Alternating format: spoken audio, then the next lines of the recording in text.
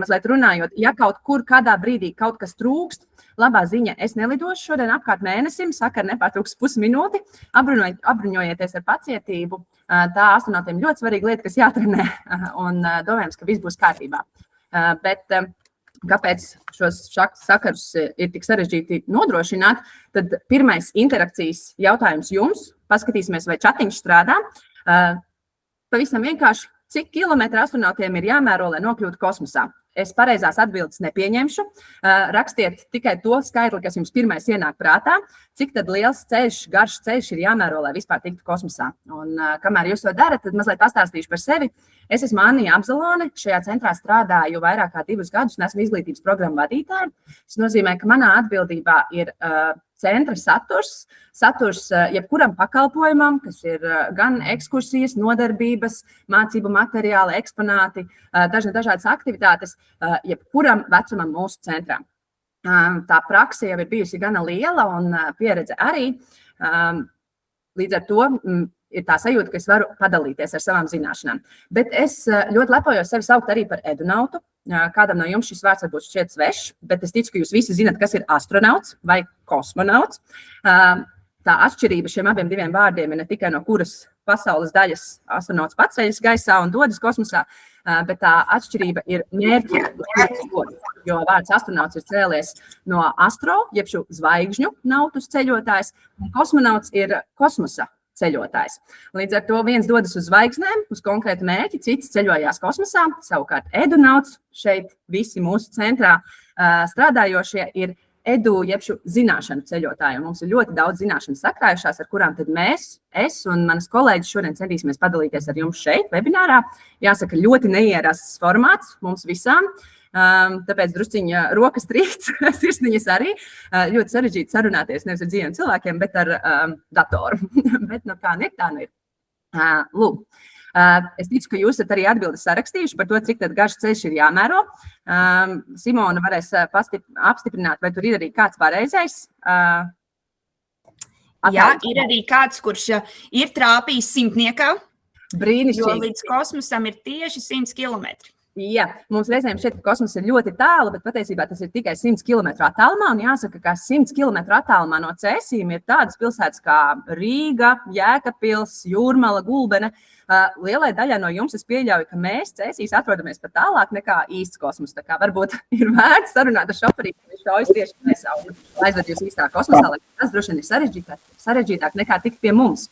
Bet kāpēc tad šāds centrs ir tapis un kāds ir šī centra galvenais mērķis? Tad tā ļoti skaisti ir aprakstīts, ka šis centrs patiesībā nav plānots, lai mēs nogādātu latviešu cilvēkus kosmosā pa īstam.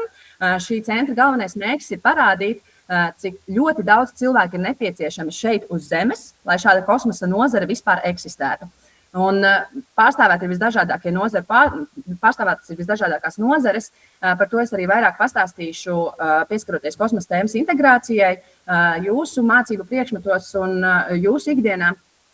Bet tā galvenā doma, kas ir jāsaprot, es ticu, ka daudz no jums ir skatījušies Apollo filmas, kur tie 3 cilvēki devās uz mēnesi. Nils Armstrongs arī izkāpa uz mēnesi. Lai tos 3 cilvēkus nogādātu līdz mēnesim, NASA Apollo projektā, nevis visā uzņēmumā, bet tikai šajā projektā strādāja 450 000 cilvēku uz Zemes. Un, kā jau minēju, visdažādāko profesiju pārstāvi. Un mēs Latvijā bieži vien šo nesaprotam. Patiesībā šī nozara balstās uz darbiniekiem šeit uz Zemes, kas atver ļoti lielas perspektīvas mūsu bērniem, jauniešiem un arī mums pašiem nākotnē. Lai tad par to visu vairāk uzzinātu, mūsu centrā ir veseli 3 stāvi. Katrs stāvs ir veltīts kādai tēmai, dziļākai tās izpratnē. Pirmajā stāvā mēs nonākam pie tādiem fundamentālām atbildēm, kas vispār ir nepieciešams, lai tiktu kosmosā, kādas prasmes ir nepieciešamas, kas ir līdz šim jau izgudrots un tiek izmantots. Tad, kad šīs zināšanas ir iegūtas, tad dodamies dziļāk kosmosā jau uz astronautu darba vietu, 2. stāvā, kas ir orbitālā stacija, kur var uzzināt, kā astronauti strādā, kas ir tas, ko viņi tur dara un kā viņi izdzīvo. Un galu galā ir iespēja izkāpt jau uz citas planētas, kas varbūt arī Mars, un saskarties un pašam risināt tās problēmas, kuras zinātne joprojām risina, lai cilvēki varētu izdzīvot uz citiem Saules sistēmas objektiem. Kā arī ir 3. stāvs, Tas jau tad ir pavisam dziļš kosmos, kurā nonākot ir iespēja paskatīties uz mūsu Saules sistēmu no malas, izpētīt tās saturu, noskaidrot tās iespējas, ko tās sniedz, un gal galā arī izaicinājums, kā arī ir iespēja trenēties kā astronautu trenažieru zālē, risināt šos sagatavotības jautājumus un trenēt sevi, lai varētu atgriezties atpakaļ uz Zemes, kā arī kosmosa misija. Šie visi iespējams šobrīd izklausās diezgan sveši vārdi jums, tiem, kas nav pie mums bijuši, bet par šiem pakalpojumiem un iespējām mēs pastāstīsim arī sīkāk mūsu prezentācijas gaitā. Bet tad ķeramies klāt pie lielā jautājuma, kā izmantot kosmosa tēmu mācību priekšmetu apguvē. Un šeit man gribās sākumā uzsvērt un izšķirt, ka šis jautājums nav par to, kā mācīt zināšanas par kosmosu, bet šis jautājums ir par to, kā mācīt jebkuras zināšanas caur kosmosa prizmu. Un patiesībā tas ir iespējams. Un tas sniedz brīnišķīgu spēju lauku, ļoti aizraujošu rotaļlaukumu bērniem, apgūstot, tas ir ļoti drosmīgi teikt, bet es gribētu teikt gandrīz jebko, kas mums viņam ir jāiemāc. To visu mēs varam ielikt stāstā un tēmā par kosmosu. Kā to izdarīt, es centīšos jums iedot tādas galvenās vadlīnijas. Un, lai saprastu, kāpēc kosmos ir tik brīnišķīga tēma, es atvainojos, vai es runāju par ātru? Es jūtos ļoti ieskrējusies. Jāsaka gan, ka es dažos brīžos varbūt tās arī kaut ko lasīšu, tīri tāpēc, ka tad, kad es runāju no sevis, tad man vārdi birst kā pupas un es varu nesajust laiku, un tad es kādā brīdī varētu arī kaut ko palasīt. Bet atgriežoties par to, kas tad ir tas lielais uzdevums kosmosam un kāpēc šī tēma ir tik īpaša, ir, manuprāt, ļoti veiksmīgi uzdot sev divus lielos jautājumus, kas ir, kā mūsu bērni varēs pelnīt naudu nākotnē un kuras profesijas eksistēs nākotnē, kurās viņi vispār varēs strādāt. Jo palielam mēs gūstam zināšanas primāri, lai izdzīvotu, būtu sveiki un veseli, bet galu galā skolā jau arvien tālāk mācoties, tas lielais konteksts, kāpēc tas ir vajadzīgs, lai mēs varētu nodrošināt savu dzīvi nākotnē. Un tad vai mēs spējam vispār šobrīd atbildēt šiem jautājumiem, kā viņi varēs pelnīt naudu un kuras profesijas eksistēs?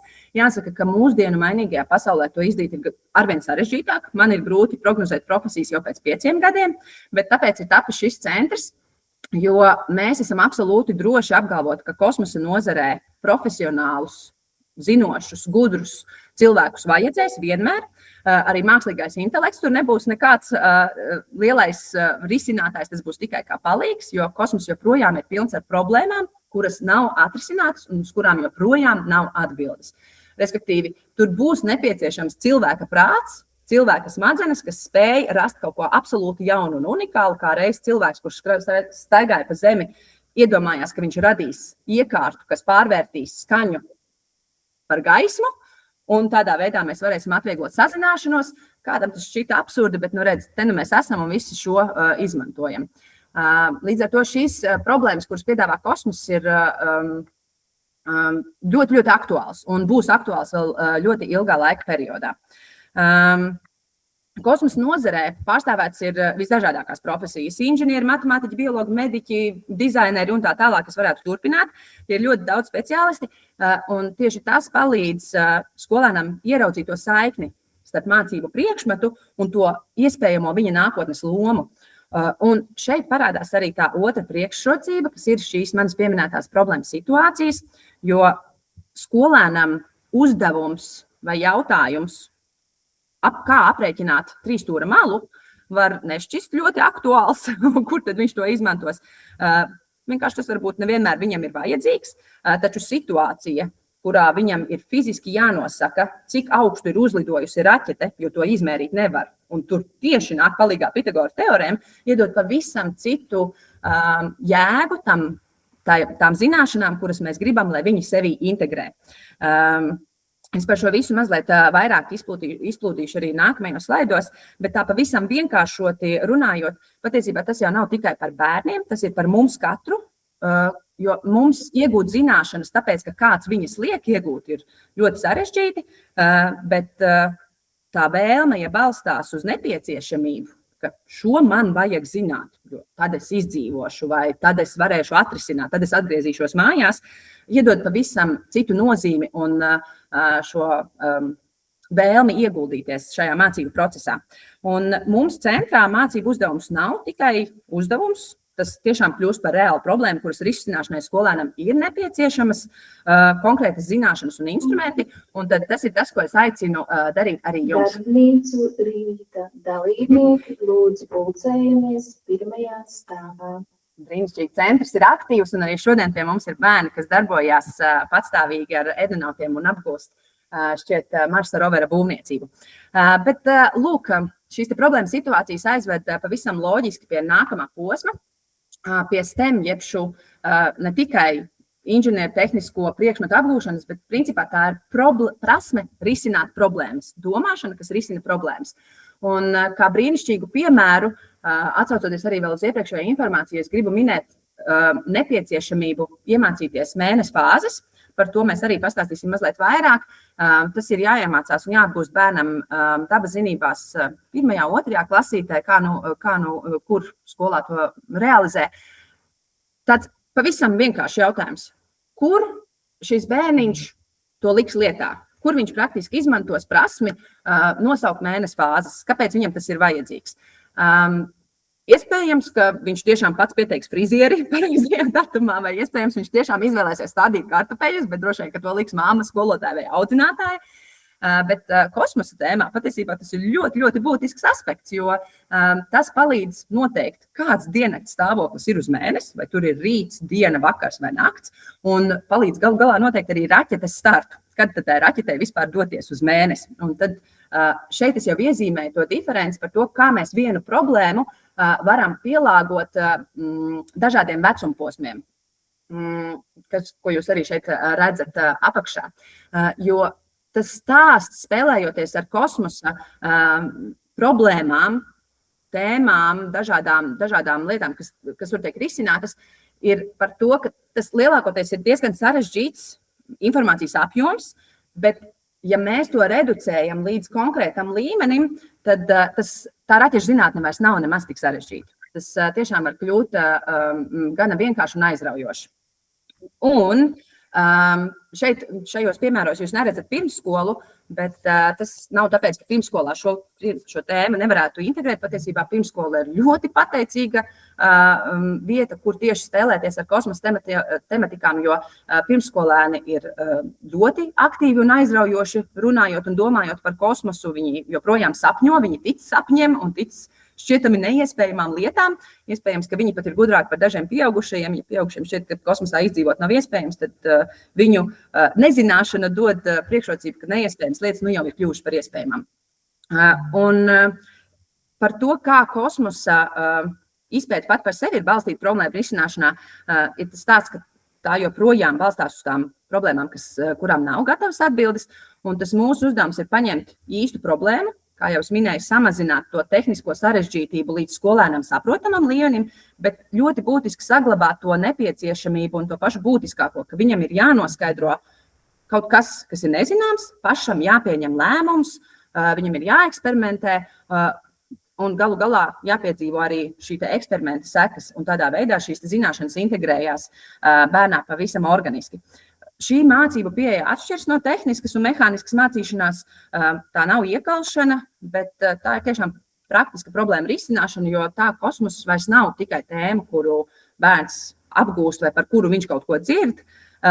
Kosmoss ir tas iemesls, kāpēc viņam ir nepieciešams iemācīties konkrētas zināšanas kādā no jūsu vadītajām vai jūsu izvēlētām mācību tēmām.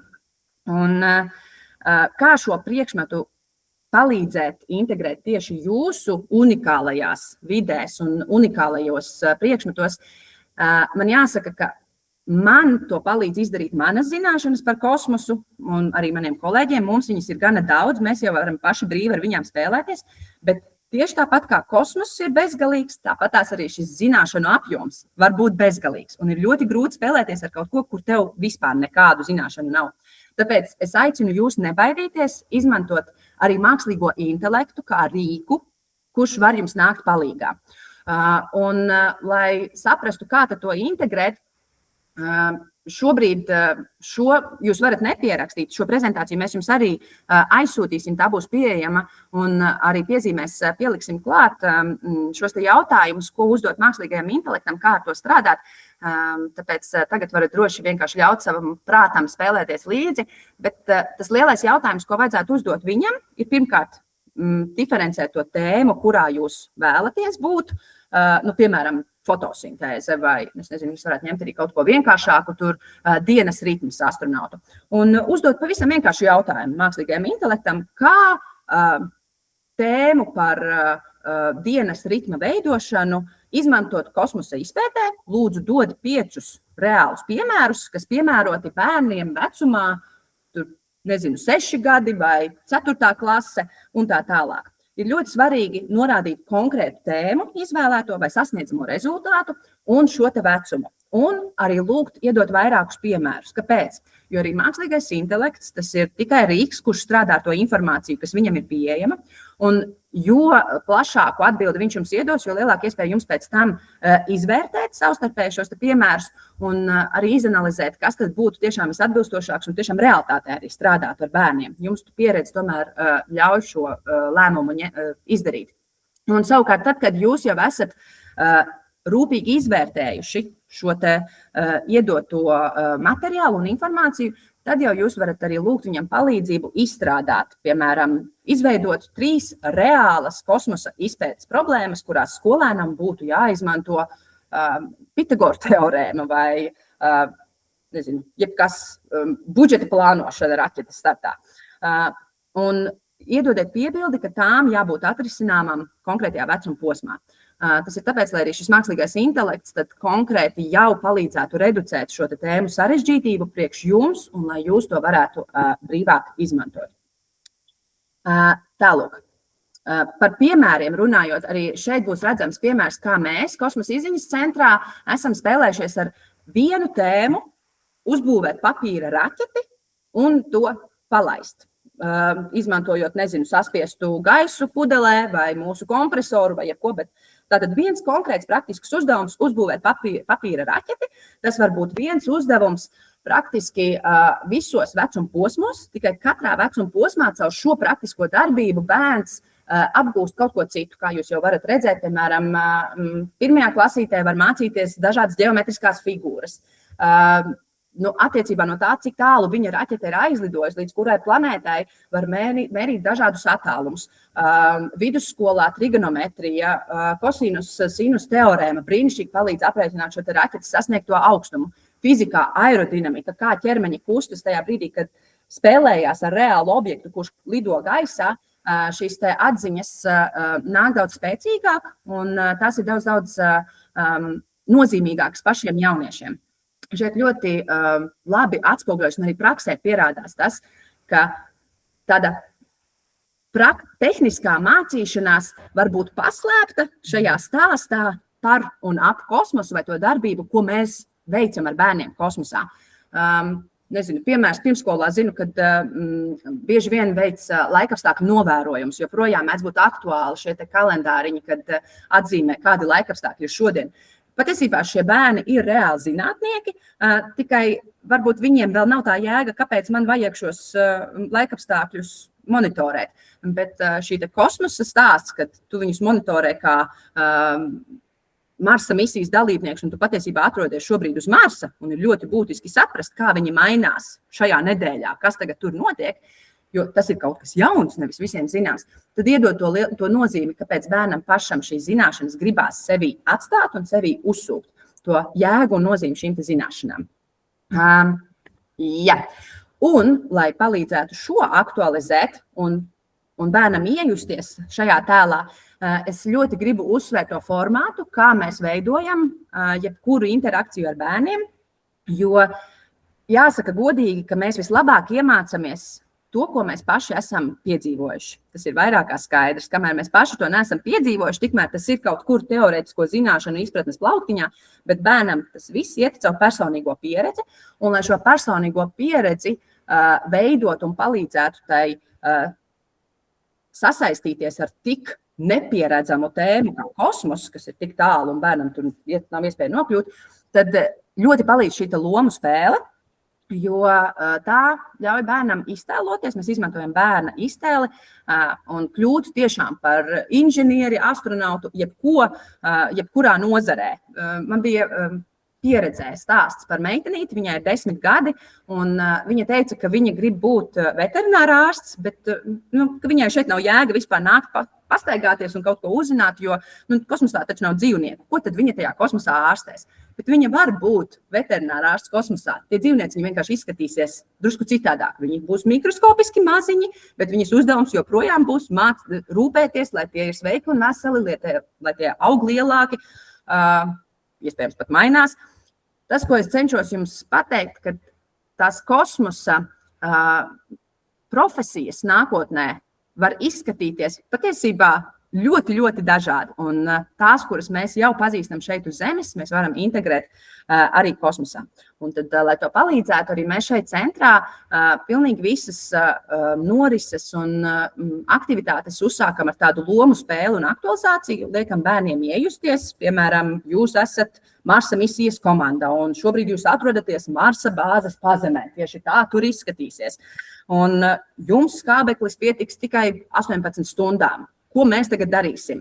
Un dosimies meklēt risinājumus. Jāsaka, mums šeit centrs palīdz ļoti daudz iegūt vēl papildus informāciju, bet šo informāciju jūs varat iedot arī savās vidēs, arī savā skolā, arī dodoties ārā, izpētes pārgājienos paši savā apkārtnē. Un tur jums ļoti talkā nāks arī SRO projekts, par kuru es pastāstīšu webināra otrā pusē.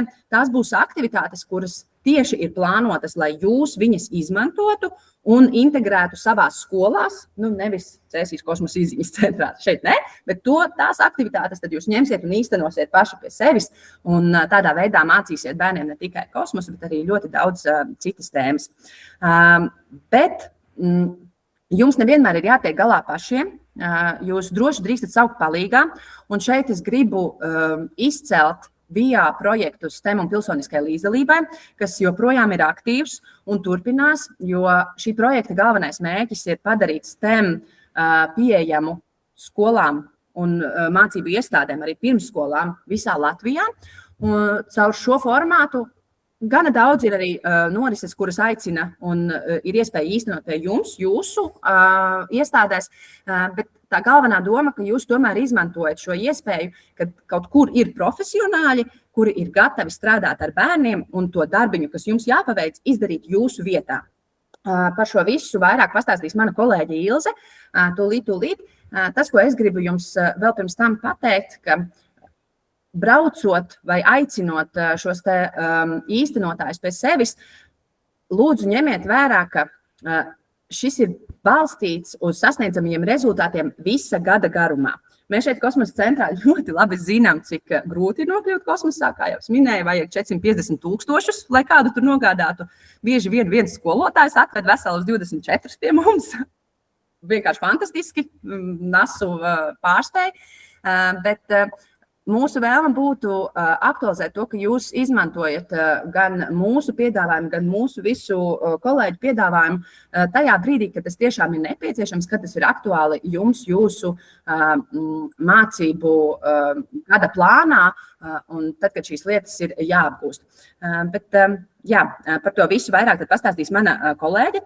Viņa dalīsies arī ar mūsu norišu piemēriem, starp kuriem tad jūs kuriem sakojot līdzi, jūs varēsiet saprast, cik ļoti dažādi un cik ļoti visaptveroši var mācīt dažādas sasniedzamās lietas caur kosmosa prizmu, bet jau konkrētāk ne tik vispārīgi, kā šobrīd to stāstīju jums es. Simona, vai mums ir kādi jautājumi šobrīd iebiruši?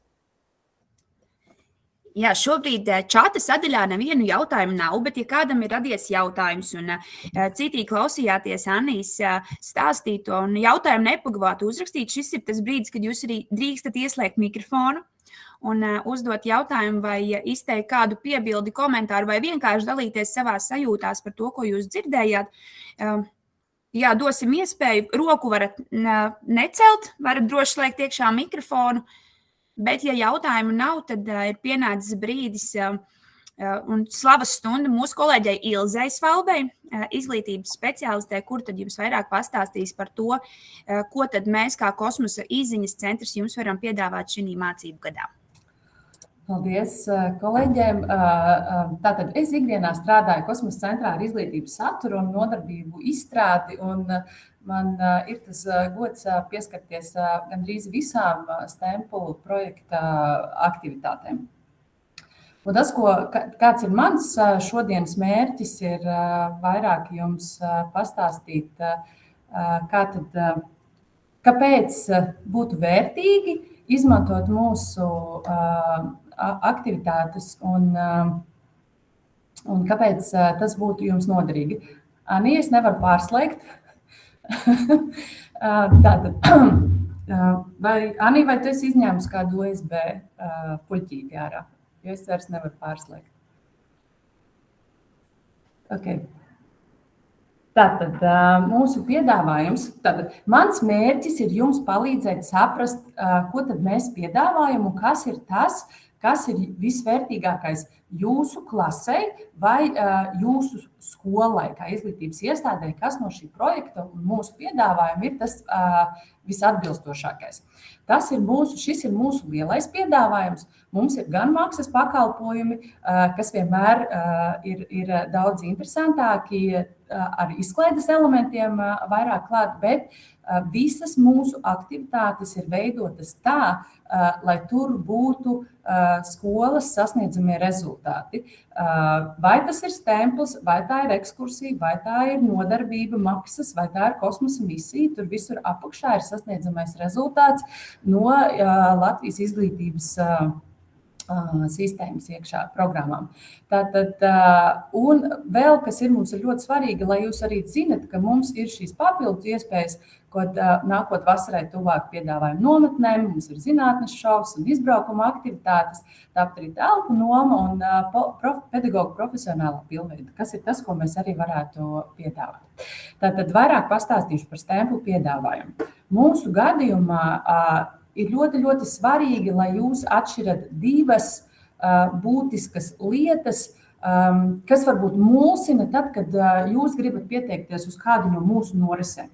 Mēs visas ir norises, neviena nav tīra ekskursija, kā tas ir ierasts, kad mēs aizbraucam uz izklaides centru, pieņemsim Zinātnes centrā H, kur ir ļoti daudz aktivitāšu, tad mūsu ir šīs divas sadaļas. Viena ir ekskursija tipa norises vairāk, kurās ir iekļauts lielāks centra eksponāta piesaiste mācību uzdevuma izpildē. Un tad ir šī nodarbības kā norises, kur vairāk notiek darbs mācību telpā, un mēs pieejam tikai pie tiem eksponātiem Kosmosa izziņas centrā, kas ir tiešā veidā sasaistīti ar sasniedzamā rezultāta sasniegšanu. Anija? Jā, es gribēju vēl piebilst par to atšķirību starp ekskursijām. Kā šeit jūs redzat, mēs esam sadalījuši ekskursijas tipa un nodarbības. Mēs izmantojam šo vārdu ekskursijas, jo tas ir pazīstams jums.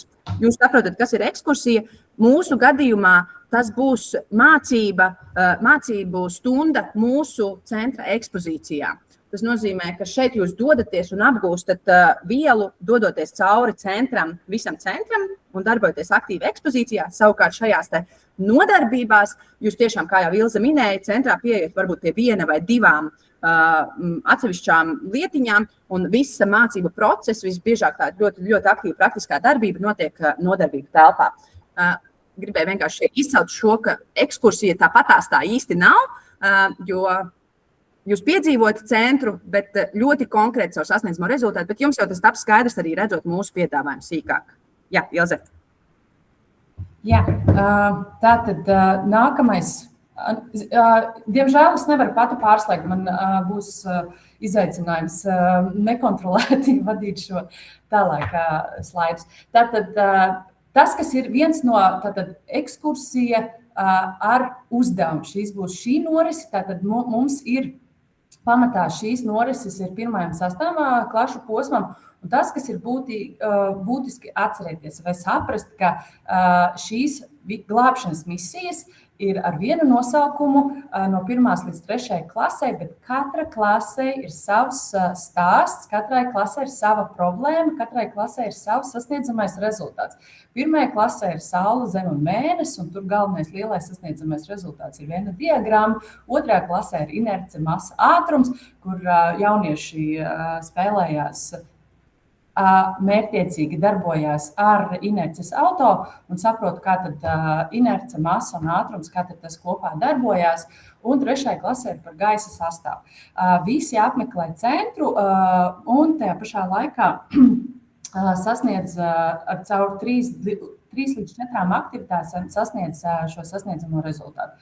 4. līdz 6. klasē mums šobrīd, tas ir mans personīgais, liekas, visinteresantākais piedāvājums, ka ir šī glābšanas misija Zeme kustībā, kur mēs esam norisē integrējuši misijas vadību, kur vienā no uzdevumiem jaunieši iejūtās astronautu un misijas vadības lomā un izspēlē tādu lomu simulācijas spēli, kur viņi izpilda uzdevumu par bioloģijā, ģeoloģijā vai ar satelītiem vai tehnoloģiju risinājumu ar gaisa ventilācijas iekārtām. Un tas piedāvā tādu ļoti, ļoti dzīvu, interesantu aktivitāti, kas atsvaidzina šo norisi. Un, protams, tad 4. klasēm ir par Zemes adresi visumā un planētu gada garumiem, kur mēs arī ejam pie planētu ekspozīcijas. 5. klasē runājam caur resursiem, par resursiem, kas ir uz Zemes, par resursiem, kas arī ir pieejami kosmosā. Tāpat 6. klasē mēs runājam par atmosfēru, un tad ļoti salīdzinām Zeme, Mars, kā tad ir uz citām planētām šīs atmosfēras, un visu laiku notiek tāda datu ievākšana un tad datu apstrāde uz misijas rokas grāmatām. Pamatā šīs aktivitātes no 1. līdz 6. klasē bērni pilda pārī, lai varētu mobilizēt, aktivizēt, un mūsu edunauti ļoti veiksmīgi vada šīs norises, lai sasniegtu rezultātu. Tāpat ievadā ir intro un beigās ir norises noslēgums. Šis ir stemplu piedāvājums pirmsskolai. Meklējam planētu dzīvošanai.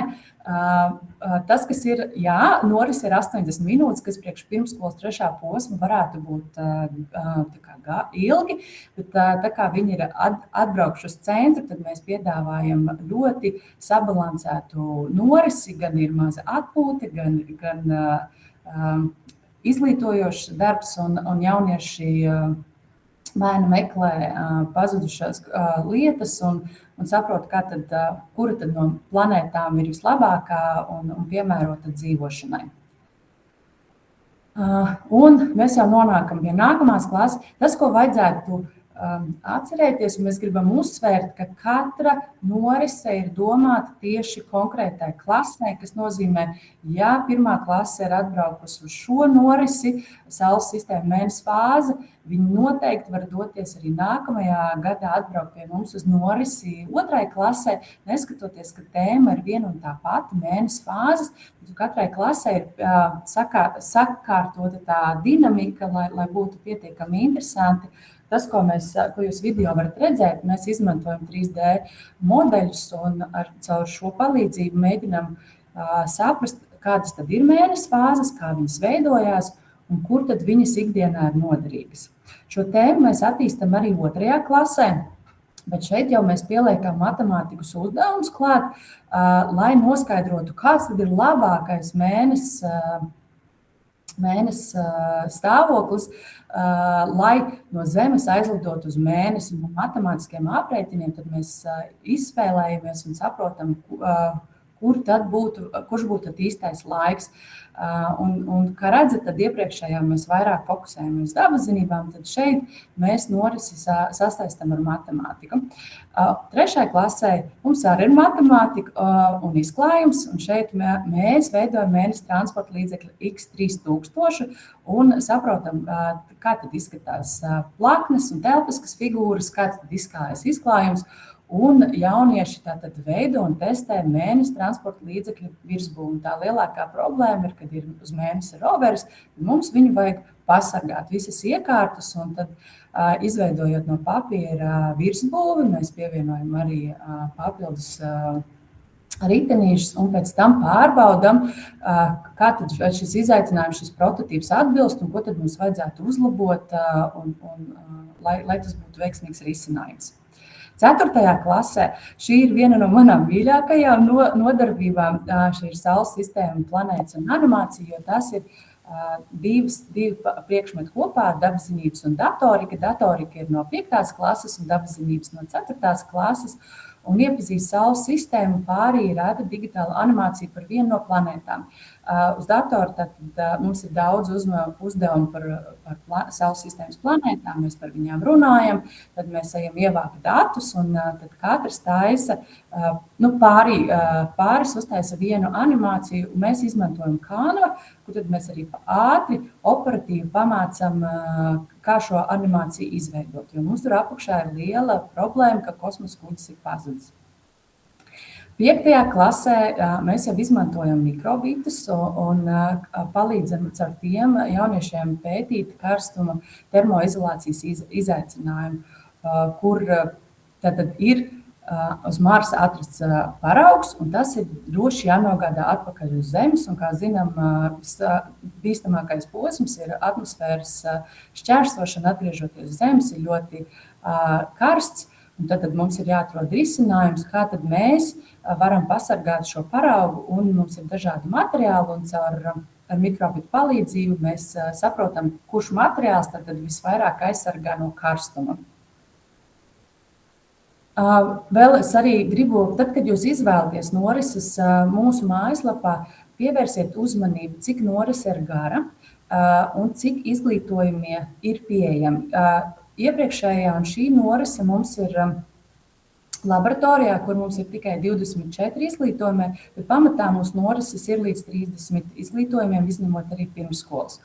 Un šajā misija uz Marsa tīras ūdens dzīvībai mēs izstrādājam, testējam mehānisko ūdens filtru, jo ir radusies nepieciešamība, jo mēs visi esam jaunā astronautu komanda, mēs esam uz Marsa, mums beigsies ūdens rezerves, un tad mums ir jāatrod risinājums, kā tad mēs šo izdarīsim. Un tas lielākais izaicinājums ir beigās saprast, vai tad kas ir svarīgāk, netīrs un daudz ūdens, vai tīrs un maz ūdens, un tad mēs diskutējam. Un šeit mēs ļoti daudz runājam par Zemes un Marsa līdzībām un atšķirībām, un kas tad Zeme ir unikāls, kas tad Marsam trūkst, un kas tad būs šie Marsa izaicinājumi.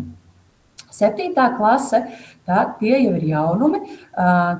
Šīs mācību norises ir pirmo reizi mums, un šeit mēs runāsim par vēja enerģiju kosmosā. Un šī arī ir norise, tad mācību telpā un veidosim vēja ģeneratoru prototipu, lai saprastu veiksmīgāku risinājumu. Tad šis būs tāds inženierisks uzdevums. Šeit jau ir 8. klases signāls medības kosmosā. Šeit ar Morzes kodu atšifrēsim ziņojumus un programmēsim sakaru sistēmas ar mikrobitu. Tad sakaru sistēma, programmēšana, šis ir šajā norisē, un tad arī pamatā visas norises mums jaunieši sadarbojās pāros. Un 9. klase šobrīd mums nav piedāvājumā, kā arī 12. bet mēs ļoti strādājam pie tā, lai tas būtu. Un 10. un 11. klasē ir sūtu skolotāju kosmosā. Ļoti ambiciozs nosaukums, un tātad šeit jau ir matemātika, un ar matemātiskiem aprēķiniem un modeļiem tad plānosim kosmosa lidojumu parametrus, analizēsim kustības un pieņemsim pamatots lēmumus misijas scenārijā. Tad pavisam ļoti nopietni mēģināsim kā matemātiku veiksmīgi integrēt kosmosa tematikā. Tālāk. Es vēl pieminēšu par to sūtu skolotāju kosmosā, tā lai drusciņi arī kopējo noskaņu padarīt, varbūt ne tik nopietnu un sarežģītu. Būs nepieciešams aprēķināt arī tātad šo spēka apjomu, ar kuru konkrēto skolotāju nogādāt kosmosā. Tam būs jāzina skolotājs vars, bet skolotājs drīkst mānīties. Tā kā visi, kas pie mums atbrauksies, drīkstat mānīties. Galvenais jau ir process, kā mēs nonākam pie rezultātu.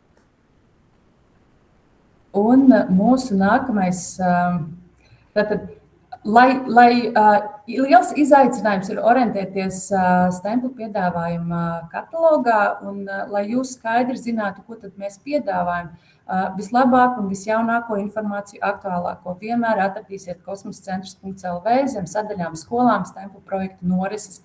Tur jūs droši varat vaļā skatāties. Anī, vari lūdzu nākamos slaidu.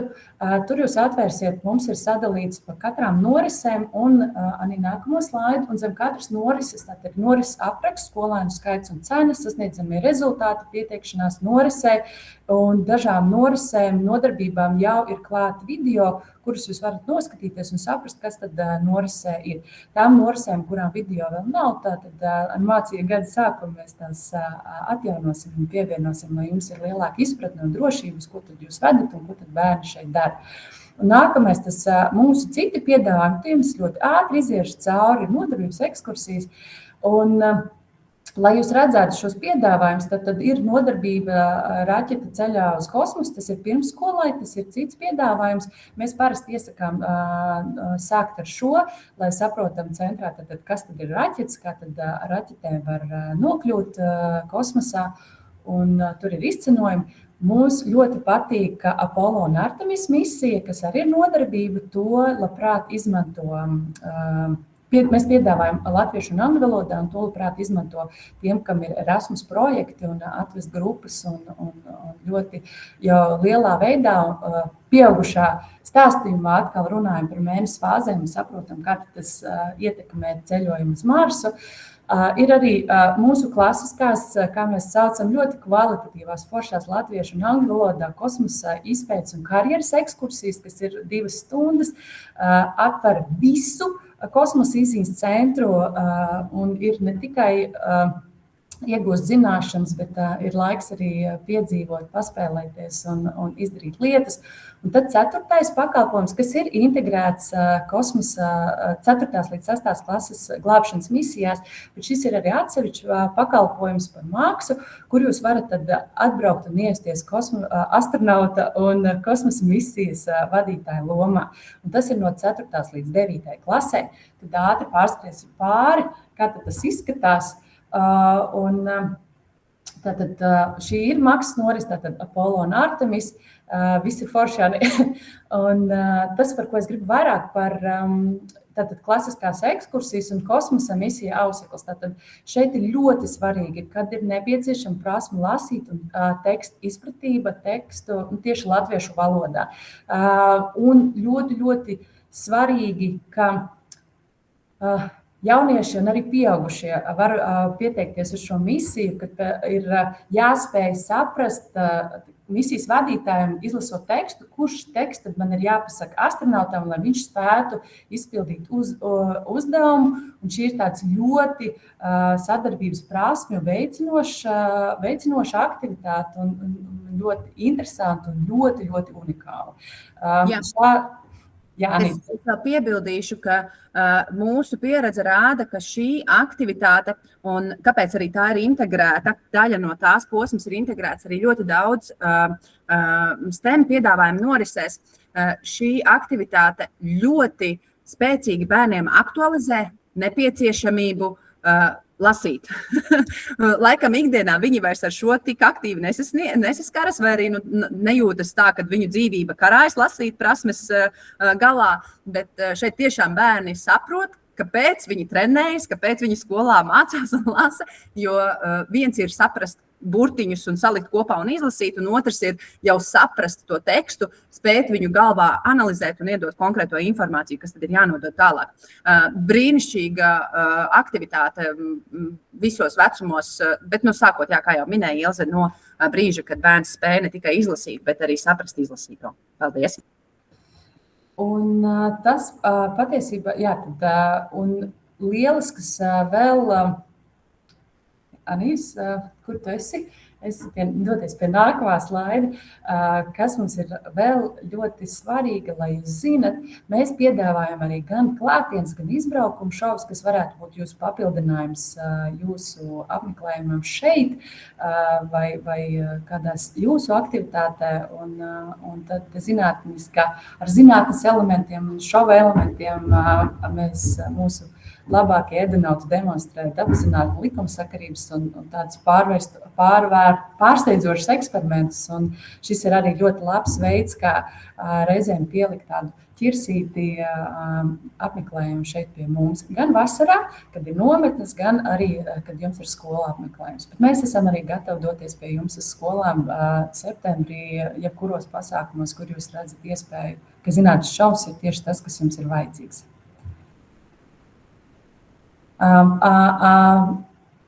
Jā, es jau slēdzu atpakaļ. Nē, Simona, vai ir kāds jautājums? Es redzēju, kaut kas bija, bet varbūt tu jau atbildēji.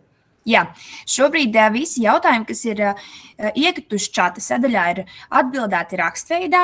Es ceru, ka arī tas jums deva atbildi uz šo jautājumu, bet varbūt kādam ir radies jautājums, un viņš vēlas uzdot šobrīd mutvārdos to Ilzei vai kādam citam no mums. Mēs noteikti sniegsim atbildi, lai jums viss ir skaidrs, kad, kā un kāpēc pie mums atbraukt. Varbūt labprāt priecātos, ja kāds pie mums ir bijis un varētu gatavs dalīties ar savu pieredzi, kā jums ir gājis. Tas arī varbūt iedrosinātu citus, ka šis ir ticami, šis šeit viss ir forši. Tā kā arī webināra beigās droši varat dalīties arī savā foršajā pieredzē. Jā, man ļoti patika Ilzes aicinājums padalīties savā pieredzē. Mēs esam novērojuši, ka mūsu lielākie klienti ir tie, kas pie mums atgriežas. Pastāvīgie klienti piedzīvo kaut ko vienu, un tad pēc tam tik turpina braukt, atņemot iespēju reizēm citiem piedzīvot mūsu centru no jauna. Tāpēc vēlreiz atgādināšu, ka jebkādas mūsu centra rezervācijas jāveic ļoti laicīgi un vēlams apsvērt iespējas doties arī pārējā mācību gada laikā, kas ietver arī decembri, janvāri, februāri, martu. Mēs saprotam, ka to reizēm ir ļoti grūti salāgot ar citiem mācību priekšmetiem, ja pie mums dodas skolas vecuma bērni, bet tad aicinu īpaši pirmsskolas, jo es zinu, ka šeit pārstāvēta ir liela daļa arī no pirmsskolām. Tieši izmantot šo mācību periodu, saprast, ka mēs visi esam vienā lielā sistēmā, te Latvijā, izglītības sistēmā, un tad, kad skolas var braukt tikai tad, kad viņi var braukt, un tad pirmsskoliņa aktivizējas šajā gada vēsākajā periodā, kad tiešām ir iespēja iejusties astronautam jau no tā brīža, kad tu uzvelc savu kombinzonu un dodies uz savu raķeti un nonāc pie mums centrā. Jā, bet es tad tālāk pārņēmu stafeti un pastāstīšu jums vairāk par Eiropas kosmosa aģentūru. Mums ir iekritis čatā šobrīd viens jautājums aiz 8. klases nodarbību. Var pieteikties 9. klase. Mēs to aicinām darīt, ja jums ir nepieciešama atkārtojuma viela mācību gada sākumā, lai nostiprinātu iegūtās zināšanas 9. klasē, jo, kā jau Annija arī sākumā minēja, kad mēs ļoti priecājamies, ja pedagogs to integrē savā mācību procesā un īsteno aktivitātes brīdī, kad tiek apgūta konkrētā tēma, ko arī mēs esam norādījuši kā sasniedzamos rezultātus, lai nostiprinātu šīs esošās zināšanas. Jā, bet tieši tā, ja dodas ekskursijā septembrī, tad jāņem vērā, ka bērni septembrī vēl neko nav apguvuši no jaunā mācību gada plānotās vielas. Un jāsaka, ka ļoti daudz no mums piedāvātajām aktivitātēm tiešām sasniedz rezultātu bez priekšzināšanām. Tātad no tāda 0 punkta mēs aizšaujamies kosmosā, bet ļoti daudz skolotāji izvēlās arī šo tēmu izņemt pirms tam. Un tad ciešā sasaistē šīs tēmas ietvaros doties pie mums un nostiprināt šīs zināšanas jau pie mums praktiskajā aktivitātē. Tas ir atkarīgs jau no tālāk katra skolotāja paša un iespējām. Un galu galā laikam arī transporta jautājums joprojām ir ļoti, ļoti aktuāls. Bet pie tā es vēlos šoreiz pieminēt, lai man kaut kur neaizlido kosmosā doma, ka mēs veidojam un cenšamies jums palīdzēt arī ar sabiedriskā transporta izmantojamības plāniem. Pie mums brauc vilciens no Rīgas, Siguldas, Līgatni, visus var paķert pa ceļam. Vilciens tiešām kā tāda raķeta pie mums var atbraukt, un savukārt tālāk tā nokļūšana pie mums arī jau tiek. Mēs cenšamies to atvieglot un dot skolotājiem piemērus, kā pie mums tikt no pašas autoostas vai stacijas. Tā kā sabiedriskais transports arī ir iespēja, tad, ja neizdodas izmantot šo dārgo autobusu rezervācijas pakalpojumu.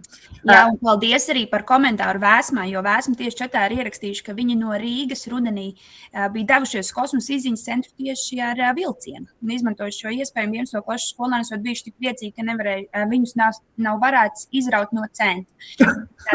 Bet noteikti vērtīgs komentārs. Mums ir pieslēgušies arī no VIA pieļauju pārstāvji, un Birute ir iekomentējis, ka tiks papildināts arī katalogs, un tas tiks uzlabots, un arī ceturtdienas LU Seeds konferencē par to stāstīs, kā tad izvēlēties norises un kas tad katalogā būs atjaunināts. Tā kā Vēl viens webinārs priekšā.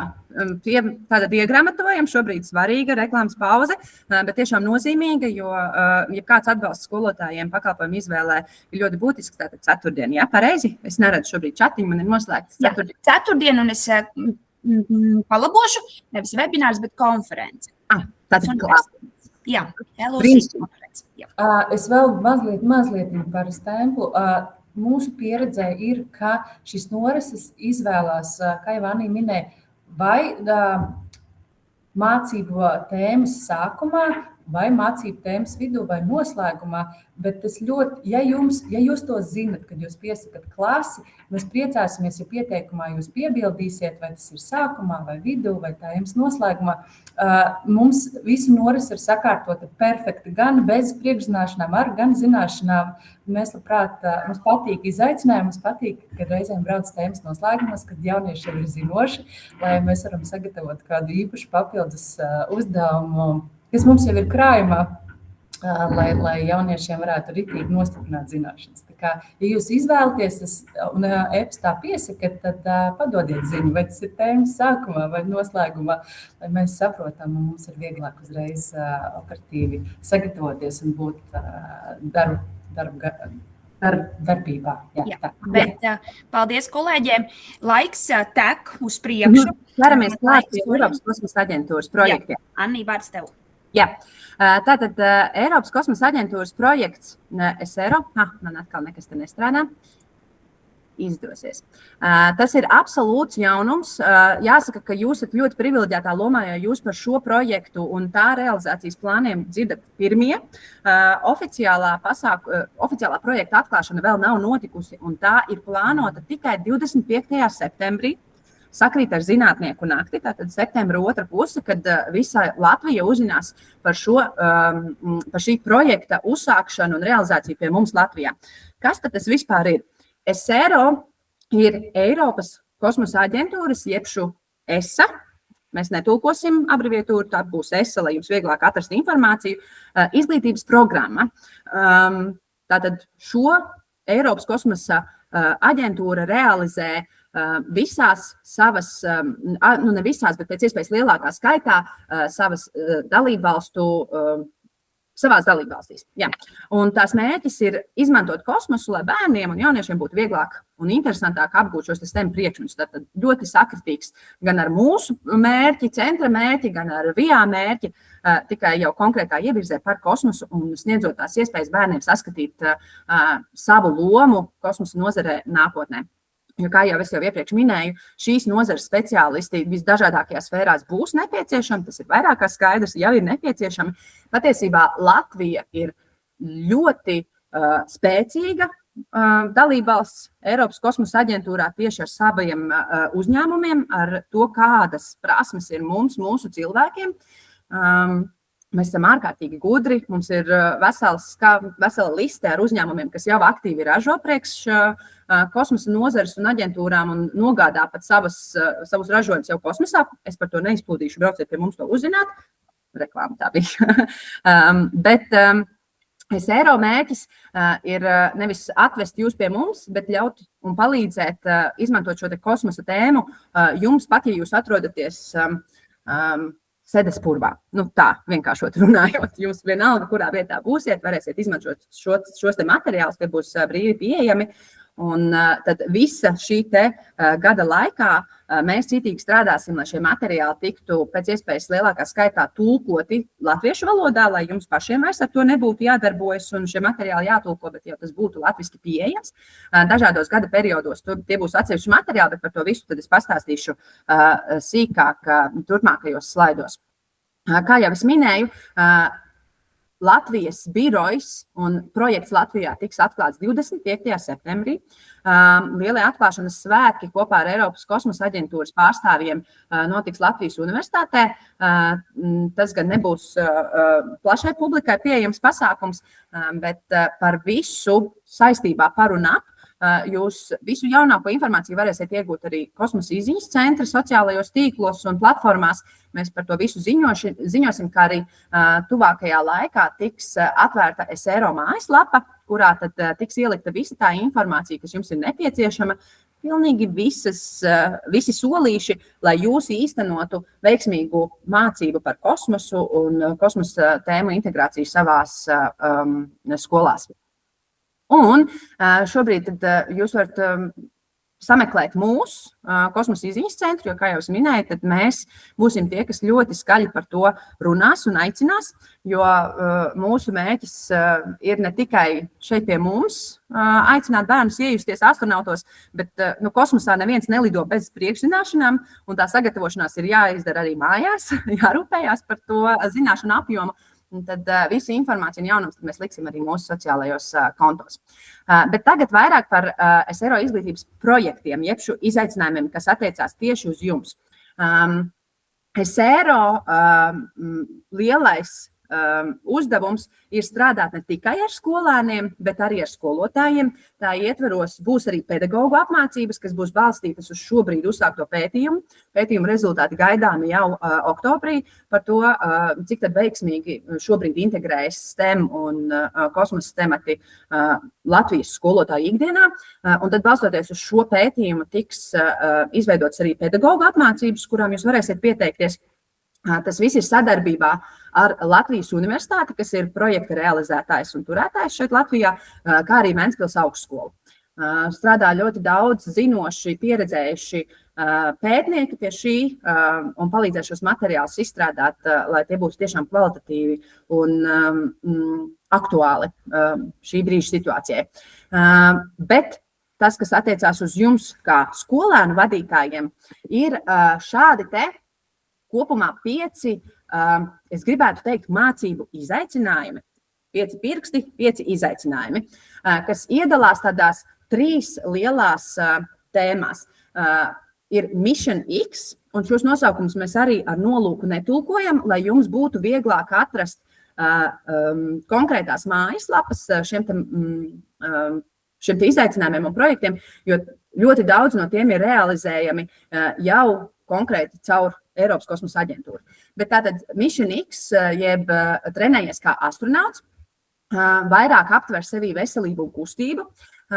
Klimata detektīvi dažādos līmeņos, jūs redzat, mazie bērni un jau lielāki dalībnieki aptver sevī Zemi un klimatu, kā arī kosmosa inženieriju un programmēšanu aptver 3 projekti, kas ir Moon Camp, latviski būtu mēnesi bāze, jeb šo mēnesi nometne, CanSat, jeb šo konzervbuņģa satelīts un Astro-P, kas ir programmēšanas izaicinājums. Es par katru no šiem te pastāstīšu turpmāk mazliet sīkāk, lai jūs saprastu, kas tas ir par citplanētieti un kā ar viņu sarunāties un kā viņu izmantot.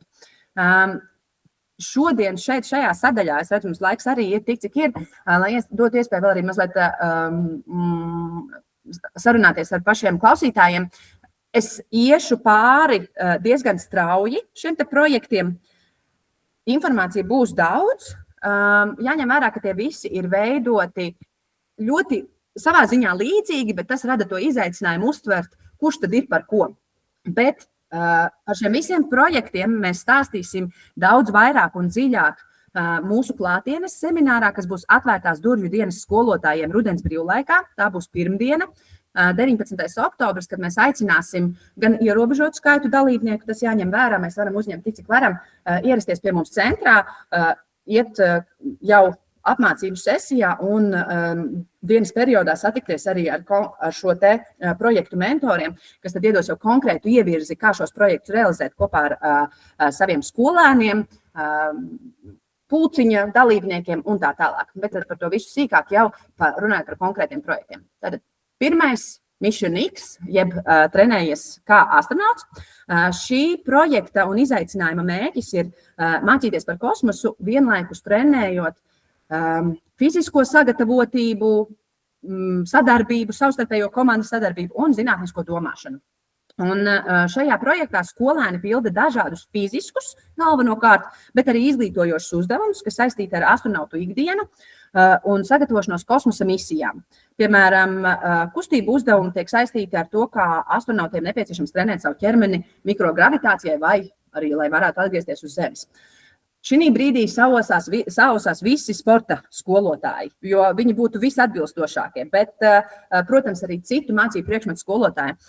Šis projekts piedāvās aktivitātes, jau gatavas aktivitātes, kas bieži vien ir video formātā ziņa no astronauta, kur skolēni 15 vai 5 minūtes, kā nu kurš trenējās kopā ar astronautu un vienkārši veic vingrinājumus. To visu pieraksta, atzīmēm žurnālā un nodod tālāk savā reģistrēšanās platformā vai kopā ar skolotāju. Lai to visu saprastu, kā tas notiek, mēs esam izveidojuši soļu kartes. Katrs šis lauciņš apzīmē pakāpienu, uz kura jums ir jāuzkāp, lai tiktu nākamajam. Šīs kartes būs pieejamas arī SRO mājaslapā, šīs būs pieejamas arī jums jūsu e-pastos nosūtītajā prezentācijā ar visiem linkiem. Varēsiet tiem sekot un saprast, kā tad un reģistrēt savu dalību. Bet tas princips, kā šī misija X tiek īstenota, skolēni pilda šīs fiziskās un zinātniskās aktivitātes, jūs paši izvēlaties, kuras un cik daudz, tā var būt arī tikai viena, bet tās var būt ļoti daudz. Un par katru paveikto aktivitāti jūsu komanda saņems soļus. Tie būs tādi virtuāli soļi, kas palīdzēs diviem šīs misijas dalībniekiem, Lunai un Leo, nokļūt līdz mēnesim. Tātad ar katru solīti viņi iet arvien tuvāk mēnesim, līdz viņi būs šķērsojuši apmēram 384,000 kilometrus. Svarīgi, ka nav nepieciešams visu darīt vienā reizē. Tātad šo projektu jūs varat īstenot visa gada garumā. Zinu, ka šeit ir ļoti daudz STEM projekta koordinatori, metodiķi skolās. Brīnišķīga ideja skolās pirmdienas veltīt rītarosmai kopīgai aktivitātei no rīta vai katru dienu, un skola šos soļus var pelnīt arī kopā, arī visa skola var būt viens liels dalībnieks šajā misijā. Tas, kā jūs šo projektu integrējat savā mācību vidē, tas ir atkarīgs no jums. Tātad visi veic aktivitātes, dalībnieki krāj soļus, nokļūst pēc iespējas tuvāk mēnesim vai uz mēnesi un galu galā saņem arī certifikātus par savu paveikto darbu un kādu īpašu vēstījumu no Eiropas kosmosa aģentūras. Tas jau ir tad, kad pavasarī šis projekts noslēdzās. Nākamais projektu kopums, par kuru es runāšu, man vēl ir grūti izvēlēties pareizo apzīmējumu, projekts vai izaicinājums. Bet droši vien, ka projekts ir vispareizākais, jo visas šīs aktivitātes vairāk vai mazāk iezīmē ilgtermiņa darbību ar bērniem. Tā var būt paralēli mācību procesam vai arī mācību tēmas ietvaros realizējama. Bet tātad nākamais projekts, par kuru es vēlos runāt, ir klimata detektīvi. Un šis projekts iedalās divos līmeņos. Ir klimata detektīvi bērniem, Climate Detectives Kids, un lielie klimata detektīvi. Iedošu tādu pavisam vienkāršu piemēru. Šajā bērnu programmā ļoti veiksmīgi var startēt pirmsskolas ar laikapstākļu novērojumiem. Brīnišķīgi atbilst. Būs piedāvātas arī aktivitātes no Eiropas kosmosa aģentūras puses, pētījumi, kurus jūs varat veikt ar papildus informāciju, kurus arī mēs tulkosim un jums piedāvāsim, lai jūs atbalstītu. Bet tātad šeit var brīvi darboties un dalību ņemt arī jaunākā vecuma bērni, bet lielajā programmā tad mūsu mērķis ir to sasaistīt ar zinātniski pētnieciskiem darbiem vidusskolā, lai ar vienu šāvienu nošautu divus zaķus. Veicot zinātnisku pētniecisko darbu, tu vari piedalīties arī šajā projektā, bet par to pastāstīšu mazliet vēlāk uz priekšu. Šī projekta princips ir pavisam vienkārši, jo skolēni kļūst par, kā jau skaidrs, klimata detektīviem. Viņi pēta, kā mainās viņu pašu apkārtējā vide. Tātad viņi vēro, uzdod jautājumus, pieraksta, izpēta un izdara secinājumus. Bērni var vērot laikapstākļus, pētīt temperatūras izmaiņas, mākoņus, nokrišņus vai jebkādas izmaiņas dabā. Viņi var izmantot arī satelītu attēlus, lai paskatītos, kā Zeme mainās no kosmosa šajā periodā, kad viņi veic šos novērojumus. Arī tur atbalsts tiks dots un piekļuvi šiem satelītu datiem reālā laikā tiks iedots šiem dalībniekiem. Šie soļi tātad arī pavisam vienkārši. Kamēr nezinu, par ko tas ir, varbūt izskatās sarežģīti, bet realitātē tas nav nemaz tik grūti. Ir pieejama rokas grāmata komandu līderiem, tātad tur jau var iepazīties ar to, kā šo projektu veiksmīgāk realizēt. Ir jāreģistrējās kā dalībniekam. Principā šis punkts visiem ir vienāds. Reģistrējas nevis bērni, bet skolotāji, jeb šo komandu līderi. Vienalga, kuru projektu jūs izvēlēsieties, jūs kā līderi reģistrējat sevi ESSA-Learn mājaslapā, un tad tālāk jums ir piekļuve jebkuram no šo projektiem tālāk tur iesniegt pat vairākas komandas. Tas arī atkarībā no projekta, kuru jūs īstenot. Cik es zinu, Mission X ir iespēja pieteikt, 10-20 komandas jūsu pakļāvībā, bet jūsu atbalstā var realizēt šo izaicinājumu.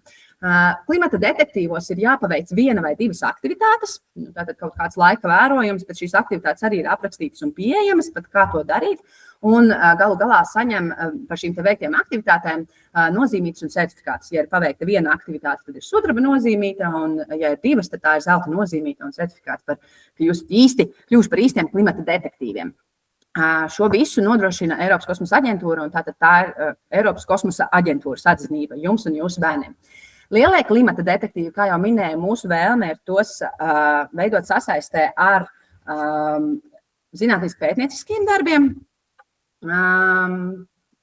Konkrēti šī projekta mērķis ir izmantot satelīta datus, jeb kādas problēmas diagnostikā un tālāk potenciālo risinājumu meklēšanā. Šeit jau varbūt sarosās un sausās kāds bioloģijas vai geogrāfijas skolotājs. Ja ir kāds bērns, kurš par šo interesējas un kuru aizrauj šie priekšmeti, tad šis ir brīnišķīgs virziens, kurā skatīties. Mums ir liels prieks, kad Mārtiņš Bergšteins, jeb šo TV3 laika ziņu moderators un jaunais pētnieks, zinātniskais pētnieks, ir piekritis kļūt par šī te projekta vēstnesi un atbalstītāju. Viņš ir ļoti klātesošs un atbalstīs komandas un dalībniekus viņu procesā, lai sniegtu vispilnīgāko pieredzi, kā tad ir strādāt ar reāliem satelītu datiem. Šī projekta ietvaros skolēni var pamanīt, kā vasarā skolas pagalmā vienā vietā ir daudz karstāks nekā citā vietā, izmantojot šos satelītu datus. Tā vietā, lai vienkārši izlasītu par temperatūru pilsētā vai cik tad rāda termometrs man pie loga, viņi var izmērīt, salīdzināt datus un izmantot šos satelītu attēlus un paši pēc tam arī izdarīt secinājumus, ko ar to visu iesākt, par ko tas liecina un ko mēs varētu mainīt, lai situāciju uzlabotu. Šīs te vadlīnijas un galvenokārt vērtēšanas kritēriji par šo projektu arī būs pieejami mūsu klātienes seminārā. Tad arī jau nodosim tādus konkrētu rāmi, kurā ierāmēties projektu dalībniekiem, lai viņu ne tikai klimata detektīvu projekts būtu veiksmīgāks, bet arī viņu zinātniski pētnieciskais darbs vai jebkāda viņu nākotnes darbība zinātnē būtu gūs jau tādu stabilu pamatu un pieredzi, caur kuru mazliet jaukā veidā paspēlēties ar nopietnu zinātni. Brīnišķīgā vēsts ir tāda, ka šī projekta galvenie uzvarētāji būs visi, jo šajā pavasarī mēs aicināsim pie sevis visus dalībniekus pārstāvēt savus pētījumus samitā pie mums Kosmosa izziņas centrā. Būs kā īsta zinātniskā konference, kur tad katrs ar savu projektu un sagatavoto stendiņu varēs to prezentēt citiem dalībniekiem un tostarp arī žūrijai. Un šī te procesa gaitā tad mēs izvēlēsimies vienu visveiksmīgāko projektu, kuram būs iespēja doties nākamajā pavasarī uz Itāliju aizstāvēt Latviju jau starptautiskā līmenī. Tālāk. Jā, soli pa solim karte, kā jau minēju, būs pieejama. Jums gan prezentācijās, gan arī pēc tam SRO mājaslapā mēs to visu atspoguļosim jau ar pieejamiem linkiem, lai jūs varat tikai uzklikšķināt un nokļūt tur, kur jums katrā solītī ir jānokļūst. Mēnes bāze, jeb Mooncamp. Tas ir izaicinājums, kurā skolēni iztēlojas un izstrādā savu bāzi uz mēnesi. Tātad, lai to izdarītu, ir jāiegūst kaut kāda zināšanas par mēnesi, kāda tad vide ir uz mēnesi, un no tā izriet kaut kādas problēmas, kas ir jāpārvar, kurām ir jābūt integrētām šajā mēnesi bāzē. Bet tas, ko es vēlos uzsvērt, ka šis ir brīnišķīgs projekts un izaicinājums, kurā var darboties, kā jau minēju, arī pirmsskola, bet ļoti aktuāls varētu būt dažādu interešu pulciņu vadītājiem, jo šeit radošās robežas ir gandrīz tikpat plašas kā kosmos. Jūs varat izmantot un veidot šīs mēnesi bāzes ar Lego. Jūs varat izmantot Tindercad vai programmēt uz Python un veidot virtuāls mēnesi bāzes. Jūs varat veidot nevis pilnu mēnesi bāzi, bet kādu atsevišķu produktu, kas mēnesi bāzē risinās situāciju. Piemēram, tramborēt mēnesi hamakus. Ja tie būs, tiešām risinās kādu problēmu, kā tad pagulēt veiksmīgi un ērtāk uz mēnesi. Iespējas ir visdažādākās. Te ir vieta jūsu radošajai izpausmei un tam, kā jūs redzat, kā tad nākotnē cilvēki pavisam netik tālā varēs izdzīvot uz mēnesi. Kāpēc tas viss ir aktuāli? Tāpēc, ka šobrīd Artemis misijas ietvaros ir jau uzsākts plāns izveidot mēnesi bāzi tuvāko 3 līdz 5 gadu laikā. Sāk tās izveidi uz mūsu zemes dabīgā pavadoņa. Līdz ar to ir vairāk kā skaidrs, ka šis vairs nav stāsts tikai par mūsu bērniem, kas to piedzīvos, bet arī mēs paši piedzīvosim to, kā zinātne fiziski pārceļas uz mēnesi. Un te mēs varam šo visu aktualizēt, jo zinātnieki par to šobrīd kaut kur domā, tās domas droši vien apkārt klejo, tad arī bērni šīs domas var noķert un realizēt tīri praktiskā veidā. Arī soli pa solim kartē jūs to varat redzēt. Būs atbalsta programma mūsu klātienes seminārā, kurā mēs stāstīsim jau caur pieredzi, kā šo projektu realizēt Latvijā. Pēc tā, bet tajā nav jāpiedalās obligāti, bet tas vienkārši ir atbalstošs pasākums. Jūsu uzdevums būs reģistrēties norisei starptautiskajā platformā. Tātad šie visi projekti ir starptautiski. Atsevišķi no tiem tiek sākotnēji īstenoti nacionālā līmenī, bet pēc tam tāpat kļūst starptautiski. Bet pēc tam, tad, kad jūs realizējat projektu, tad jūs sekojat šim soļu principam, jūs izvēlaties bāzes vidi. Mēs iesakam un aicinām izvēlēties joprojām mēnesi, bet tas var būt arī Mars vai kurš cits kosmosā esošs, Saules sistēmā esošs objekts. Jūs izveidojat plānu šai te bāzei, tad veidojat fizisku prototipu, kā tad tas viss izskatās virtuāli, taustāmi, tas ir jūsu ziņā. Galu galā jūs iesniedzat projekta aprakstu, jūs kā vadītāji to izdarīsiet, veidnis un sagatavas visas būs pieejams mājaslapā, un to papildināsiet ar dažādiem foto un video materiāliem, lai pēc tam jūsu projekts nokļūtu kopējā datu bāzē, kur tad smelties idejas. Un tas iedod jums arī to informāciju, ka iestājoties šajos projektos, tajā brīdī, kad jūs izlemjat kļūt par dalībniekiem un reģistrēties, jums atverās katalogs ar dažādām jau īstenotām idejām un projektiem visā Eiropā, visdažādākajās vietās. Un tas ir fantastisks lauks, kur smelties iedvesmu, kā skolotāji citur šo realizē, kas ir tas, ko viņi ar bērniem dara. Un ļoti veiksmīgi ļauj saprast, ka tā raķešu zinātne nav nemaz tāda raķešu zinātne.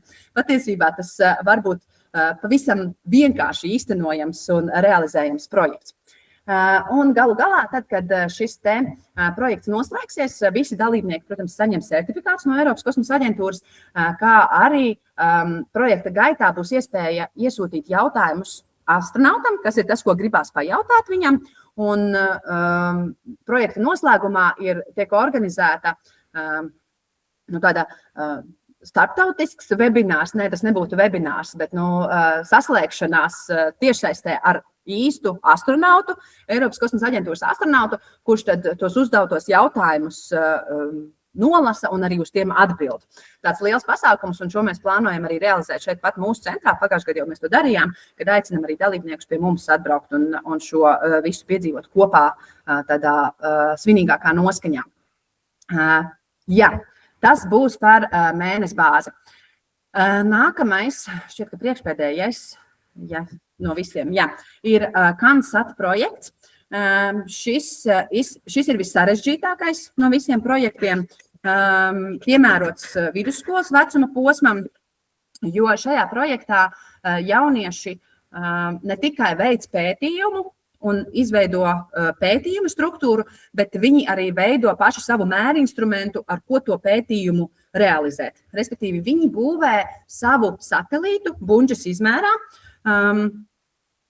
Uznāca papildinājums. Jā, turpinu runāt par satelītu. Satelītu Bunģas izmērā, kuram ir jāievāc dati, un tad fiziski šos datus arī ievācot, skolēni noslēdz savu pētījumu, izmantojot paši savu mērinstrumentu, uzbūvēto mērinstrumentu.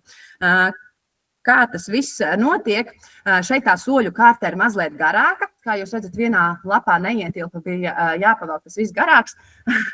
Bet tad, kad tas viss būs izklājumā mājaslapā vai arī izprintēts, tad jau to būs vieglāk uztvert. Šeit ļoti liels atbalsts būs arī pie mums Kosmosa izziņas centrā. Arī, kā jau minēju seminārā, atsevišķs posms ir šis te angliski workshops, jeb tāda kopīga darbošanās un lekcija jau ar mentoru vadībā, lai palīdzētu šo projektu īstenot. Ir jānokomplektē komanda, jāatrod vadītājs. Pat ja jūs neesat vadītājs, jūs varat meklēt piemērotāko cilvēku, kurš ir gatavs paņemt 4 vai 5 rokas grāmatas, PDF formātā iziet viņām cauri. Arī tās mēs tulkojam, un kādā brīdī tās būs pieejamas latviski, bet tās ir jau pieejamas arī angļu valodā. Visas pamācības ir tātad uzrakstītas, melns uz balta, ir jāsako solīt pa solītim un principā jākļūst pašiem par skolēniem un kopā ar saviem skolēniem jāuzbūvē satelīts. Bet pirms tās fiziskās satelīta būves jāsaka, ka projekta galvenais uzdevums ir izvēlēties pētījuma tēmu. Ir konkrēti mēri, kurus varēs iegūt ar šo satelītu, un tad balstoties uz šiem mēriem izvēlās, ko jūs ar šiem datiem iesāksiet, ko jūs pētīsiet.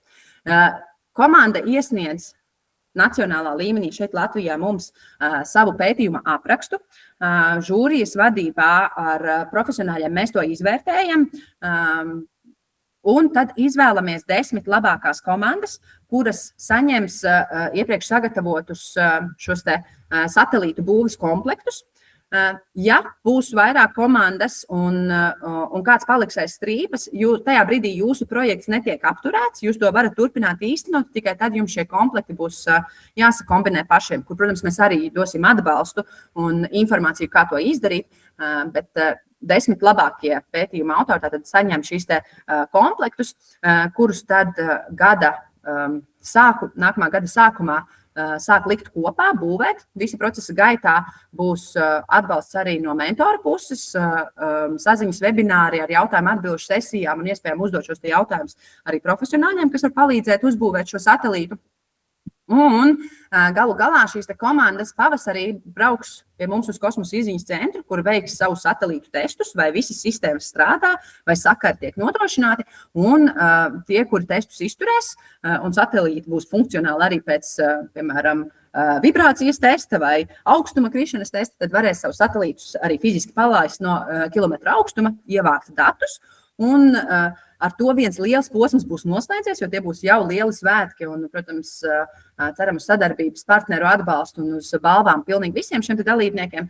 Bet projekts vēl nenoslēdzas, jo skolēni turpina strādāt ar iegūtajiem datiem un atkarībā no tā, cik ātri viņiem veiksies, bet šķiet, ka mēnesis plānotais laiks, kur laikā viņiem projekts jānoslēdz, pēc kura mēs tad izvērtējam atkal visveiksmīgāko pētījumu un šo te satelīta prototipu, un tad šī komanda arī dodas pārstāvēt Latviju uz Nīderlandi nākamajā pavasarī. Tālūk, šķiet, ka vēl palika AstroPi izaicinājums. Tas ir pēdējais no piedāvātajiem projektiem. AstroPi arī iedalās 2 līmeņos, tāpat kā klimata detektīvi. Šis ir programmēšanas izaicinājums. Mission Zero, jeb 0 misija, ir paredzēta iesācējiem, sākumskolas skolēniem. Tajā, tagad paskatīšos, lai es jums pavisam nesamānos. Jā, tajā skolēni raksta nelielu programmu, kas tiek palaista uz datoru Starptautiskajā orbitālajā stacijā. Starptautiskā orbitālā stacija, tātad tā astronautu darba vietņa, kas 400 km augstumā riņķo ap Zemi, izmanto Raspberry datorus, un Raspberry uzņēmums Anglijā ir izveidojis šo projektu sadarbībā ar Kosmosa aģentūru, kur tad aicina skolēnus mācīties programmēt jau tāda pavisam interesanta mērķa vārdā. Šī programmēšanas sadaļa arī ir ļoti skaidrojoši aprakstīta visos mācību materiālos priekš komandu līderiem. Tas viss ir izskaidrots, kā to darīt, ir sagatavs šim te nulles misijai, jeb sākumskolas līmenim, nav nepieciešams nekādas tehniskas iekārtas, to visu var paveikt vietnēs un datoros, kas ir pieejami skolā, tad nav nepieciešams kaut kāds tehniskais jebkāda tehniskās upgrades, kas varbūt tās nav līdz šim izdarīts. Bet tas, kas ir pats aizraujošākais, šī programma patiešām tiek pēc tam palaista kosmosā. Tātad skolēnu programmētā programma tiek palaista kosmosā, un to rezultātu var redzēt astronauti, kas atrodas Starptautiskajā orbitālajā stacijā. Starptautiskajā mājaslapā ir pieejamas visas pamācības. Šim projektam gan jārēķinās, ka šajā gadā norādes un pamācības būs pieejamas tikai angļu valodā. Ja citiem projektiem būs atbalsts arī latviešu valodā, tad šis projekts joprojām paliek angļu valodā. Bet es ticu, ka tiem, kas darbojās ar programmēšanu, šī valoda tiešām nav problēma, un tie apraksti tiešām ir gana vienkārši un skaidri, vienkāršot līdz tādam ļoti ērtam līmenim, kad arī daudzi var iemācīties. Nevar teikt, ka jebkurš, bet daudzi var.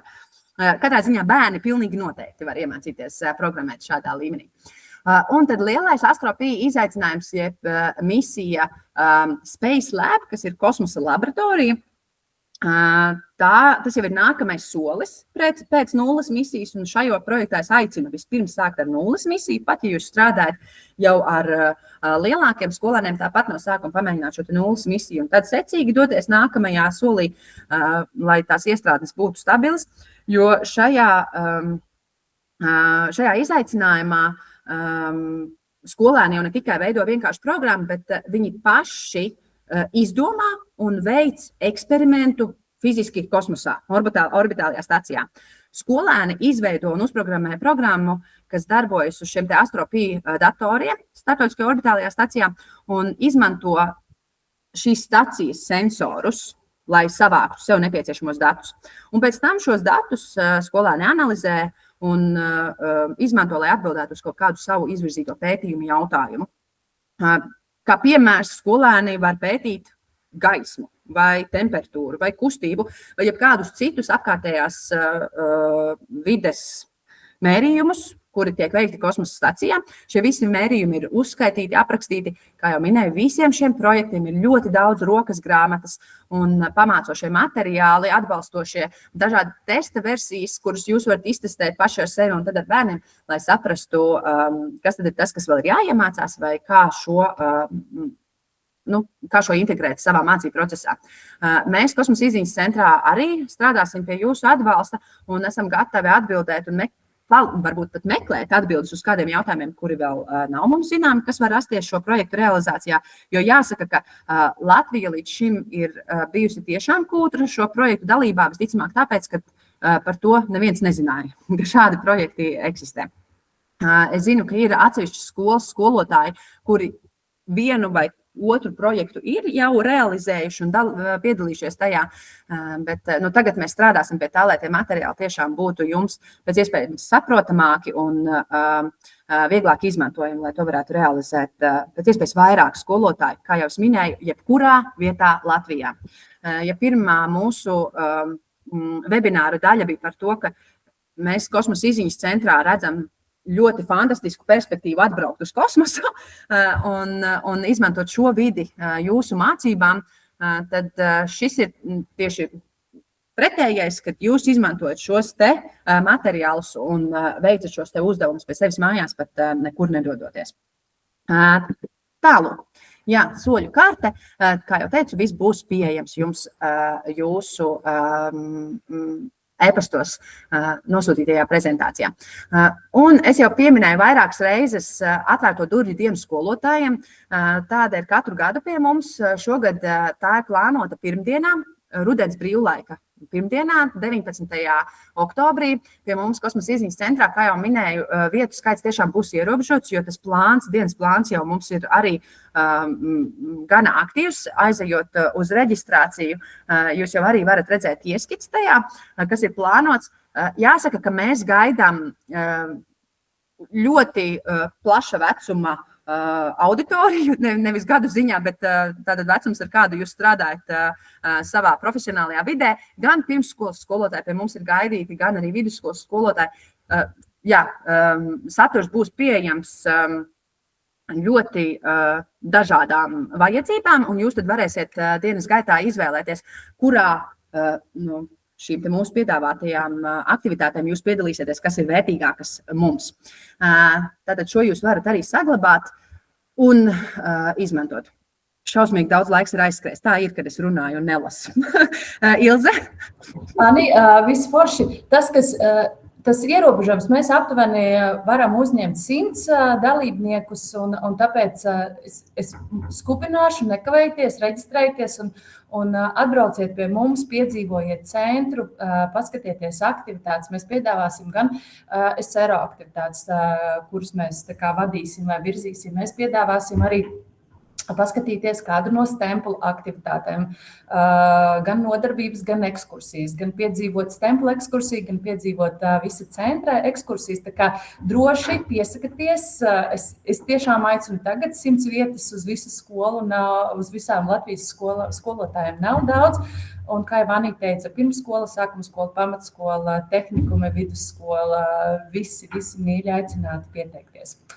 Un te, protams, kā izvēlēties un pieteikt apmeklējumu. Es jau mazliet ieskicēju, bet mēs esam sagatavojuši slaidu, lai viss ir skaidrs. Tad jūs izvēlaties norisi mūsu mājaslapā vai katalogā.